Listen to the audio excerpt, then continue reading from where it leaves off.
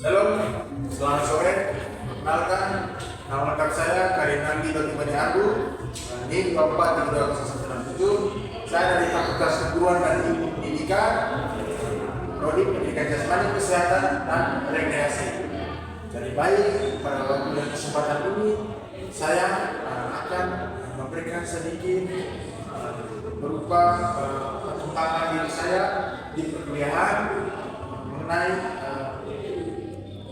hal-hal yang membuat saya berkembang di dunia perkuliahan dan hal-hal yang menghambat saya dalam perkuliahan. Dan saya akan menjelaskan saya rinci mengenai hal ini. Yang pertama saya akan menjelaskan mengenai hal-hal yang membuat saya berkembang di dalam perkuliahan. Yang pertama itu motivasi internal. Motivasi internal yang kuat. Motivasi internal yang kuat yaitu motivasi yang ada di dalam diri kita sendiri. Jadi internal itu di dalam, yaitu motivasi dari dalam diri saya sendiri mengenai perkuliahan ini.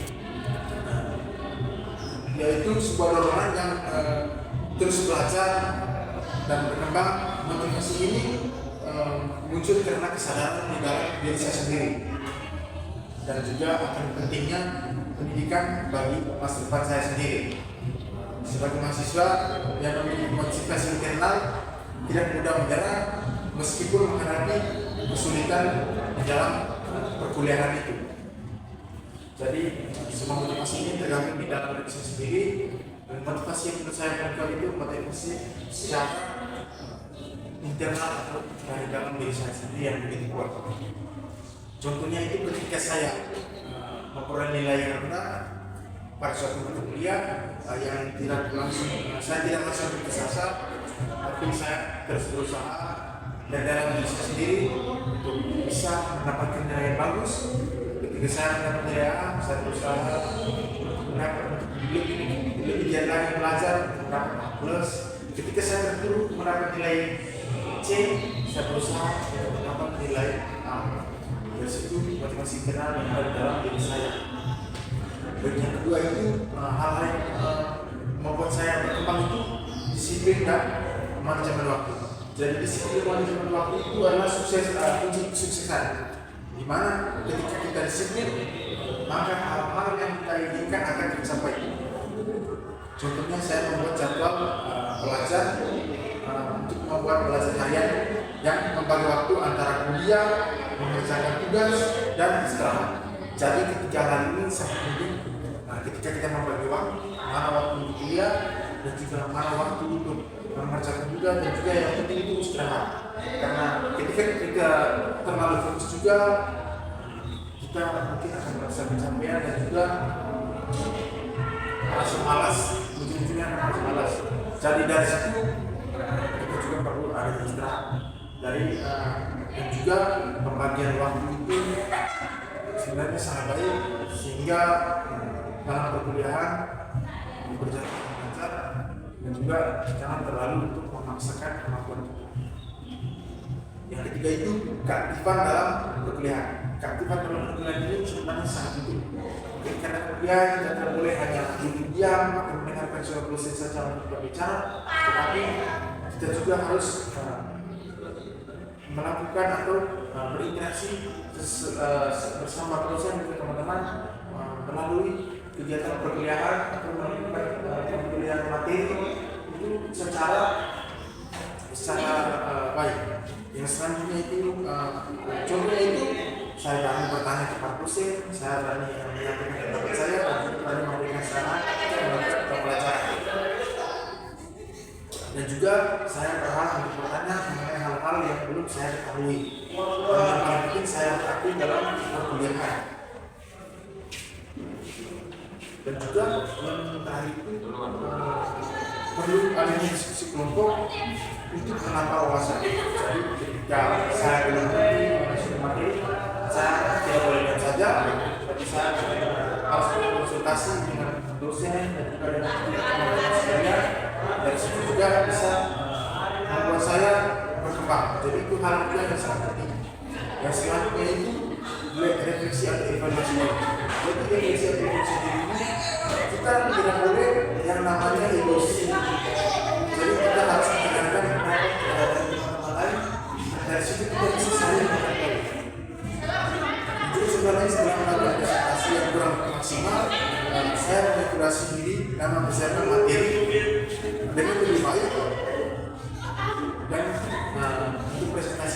saya hari ini belum terlalu baik presentasinya, mungkin saya harus lebih belajar.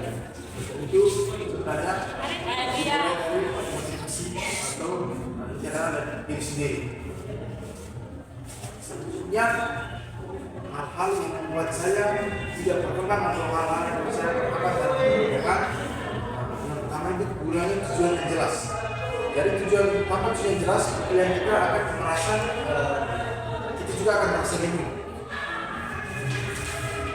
Contohnya ini, saya pernah mengikuti perkuliahan yang hanya untuk mengisi absen tanpa benar-benar memahami materi. Yang artinya saya hanya datang dengan duduk dan yang pulang. Istilahnya saya datang untuk atau datang untuk dengan proses. Jadi itu hal yang menurut saya yang membuat diri saya itu tidak berkembang itu seperti itu. Dan juga saran saya kepada teman-teman yang juga sebenarnya tidak boleh seperti itu. Datang hanya untuk kuliah. Dan istilahnya datang hanya untuk absen saja. Apa yang dijelaskan oleh dosen di depan kita baca. Duduk diam, tidak ada respon, tidak ada reaksi dari kita mengikuti program itu. Hanya datang untuk absen. Jadi itu hal yang menurut saya yang tidak dapat berkembang. Yang selanjutnya itu kebiasaan menunda tugas. Kebiasaan menunda tugas ini sebenarnya hal yang sangat tidak baik. Seperti yang saya alami ketika saya mendapat tugas yang pertama atau yang pertama dan mendapatkan tugas pada kuliah kedua, istilahnya saya selalu menumpuk atau mengerjakan tugas itu dengan istilah H-1 atau besoknya deadline, hari ini saya baru mengerjakan tugas. Jadi ketika tugas itu menumpuk, saya juga akan merasa terbebani. Jadi hal ini dapat menghambat atau hal yang tidak dapat berkembang itu hal seperti itu.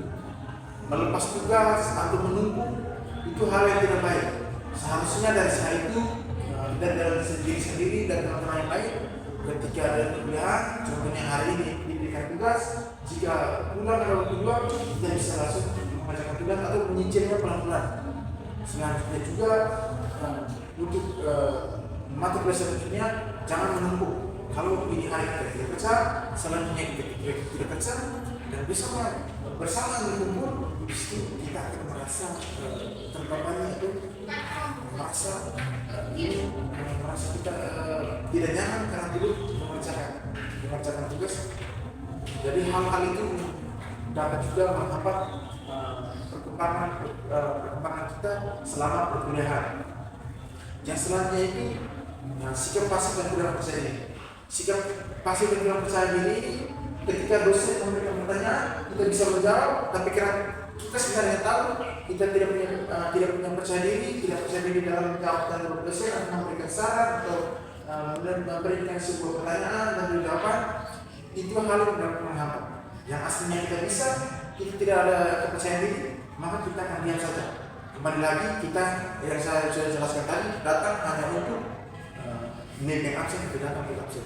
Jadi hal itu disebabkan juga karena kita gugup atau kita tidak percaya diri ketika kita saling berdiskusi, saling memberikan materi, itu kita tidak bisa berbicara dikarenakan kita punya kepercayaan diri ini tidak ada. Contoh yang lain itu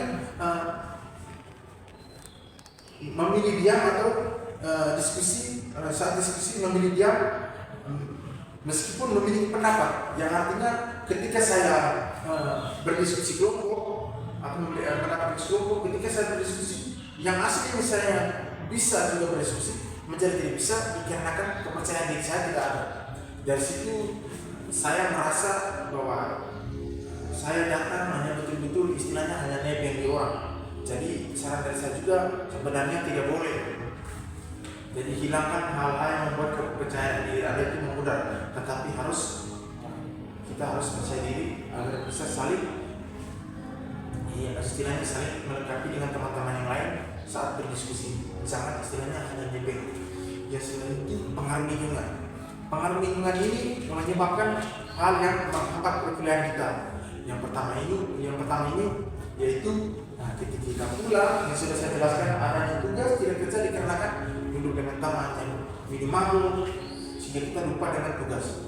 Jadi itu salah satu hal yang menghambat perkuliahan kita atau hal yang tidak dapat berkembang bisa kita melalui perkuliahan kita ini. Contoh lain itu saya pernah berkumpul dengan teman daripada mengerjakan tugas. Jadi saya keenakan duduk dengan teman, sedangkan teman ini sudah mengerjakan tugas, saya karena keenakan berbicara, saya tidak mengerjakan tugas. Jadi faktor itu juga yang menghambat perkembangan kita selama perkuliahan. Jadi kesimpulannya, perkembangan dalam perkuliahan ini tergantung di dalam diri kita sendiri. Kalau kita membawa dirinya baik, maka perkuliahan kita juga akan lancar. Dan juga sebagai mahasiswa kita perlu percaya diri, yaitu kunci utama saat kita mengikuti perkuliahan, dan juga tidak boleh egois. Kita harus saling mendengarkan pendapat, menghargai bapak ibu dosen, dan juga mengerjakan tugas. Dengan memperbaiki faktor-faktor ini, mahasiswa atau saya dapat berkembang secara akademik maupun secara pribadi. Jadi sekian dari saya. Mungkin itu saja hal-hal yang saya berikan. Terima kasih.